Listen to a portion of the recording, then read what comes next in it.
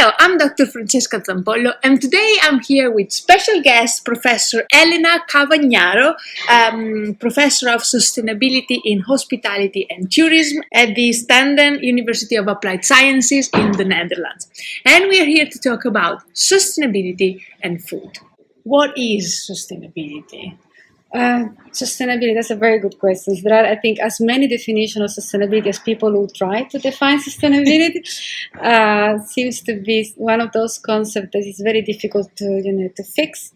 I define sustainability as value creation on a financial, social, and environmental dimension. And to me, it's very important to make a distinction between value creation on these three dimensions at the level of society, organization, and individual human being. Because there are different responsibilities.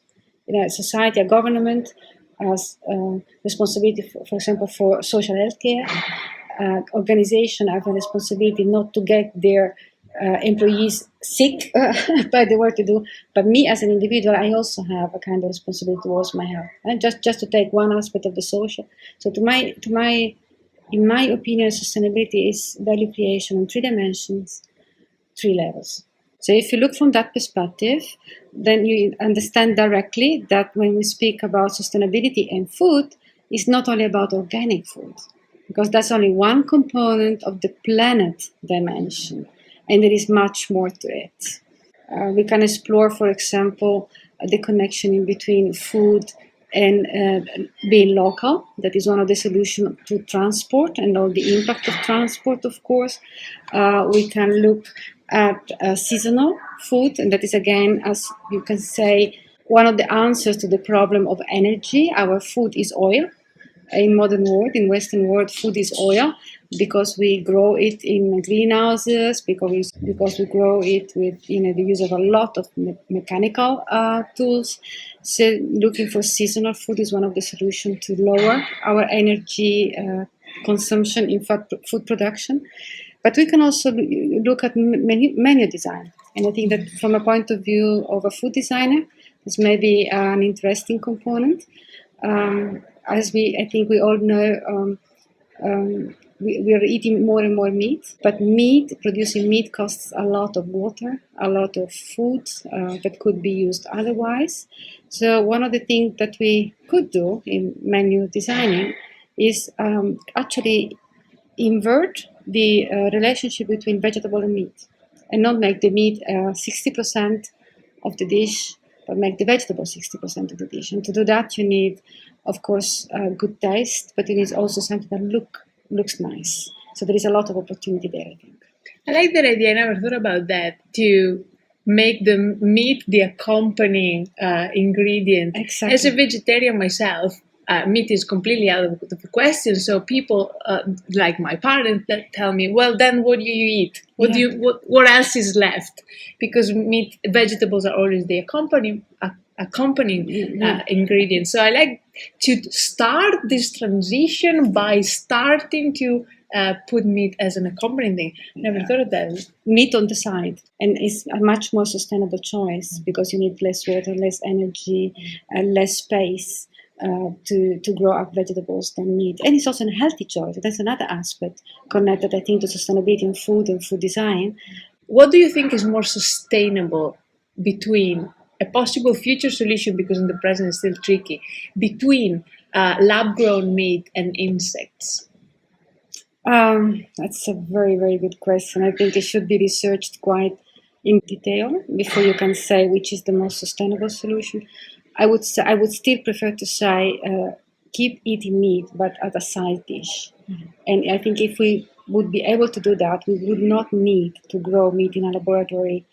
To me, maybe a little bit too old-fashioned, but the idea of growing meat in a laboratory while we have other choices, such as consuming less or consuming other type of meat, doesn't make any sense to me. Yeah, that's the way I think about things. Is always, do we need that? If we don't need it, let's just not bother designing it. Exactly. We're just using more resources and energy to create the laboratories where to grow meat and all that. I tend to agree to that. we can use our intelligence, our time, our money, maybe for other things, for other more pressing needs than designing laboratory meat. Yes. So maybe another point to underline that when we speak about sustainability and we connect it to food, again, it's not only the planet dimension, where we are speaking mostly now, but also the people dimension. So you look in all issues concerned with fair trade, meaning paying people growing our food, of the ingredients of our food as chocolate,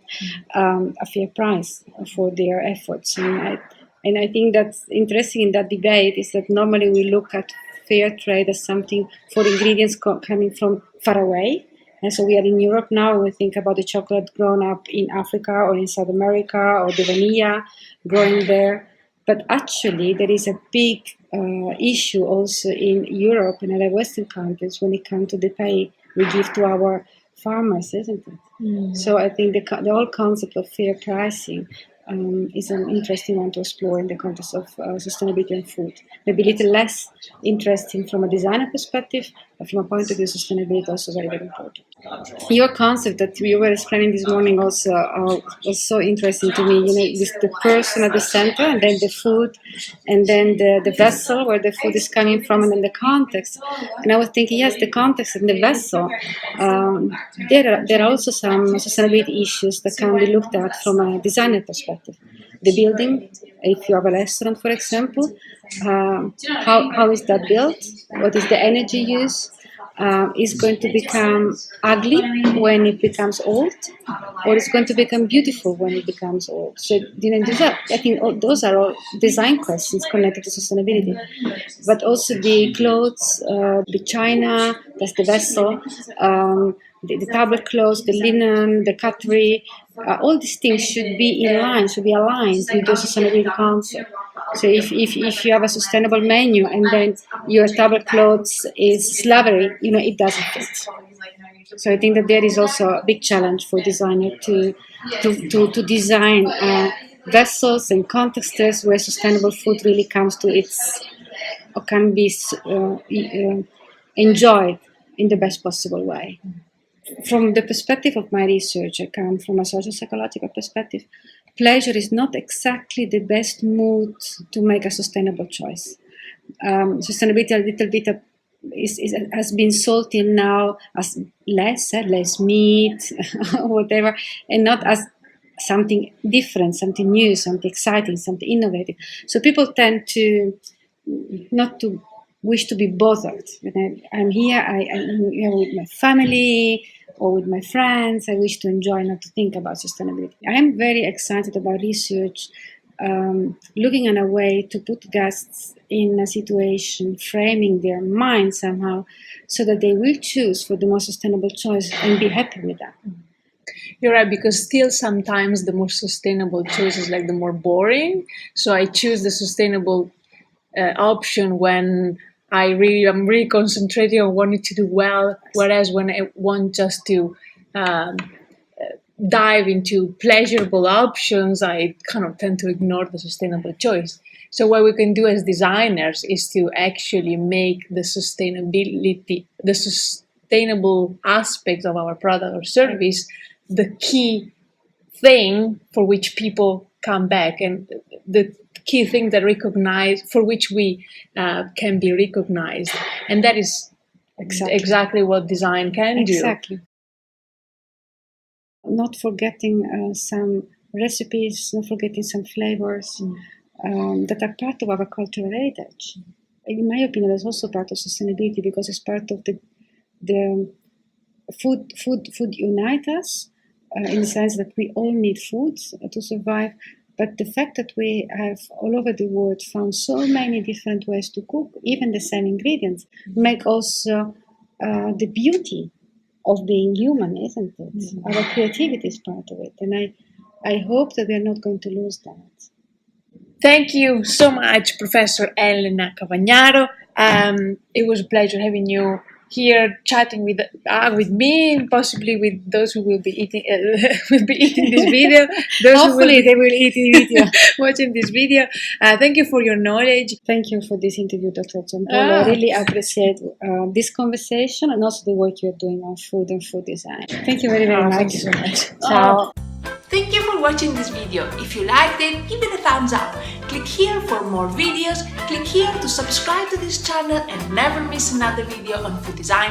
And if you're really interested in food design, check out the online School of Food Design. Thank you for watching. Have a lovely day and happy food design.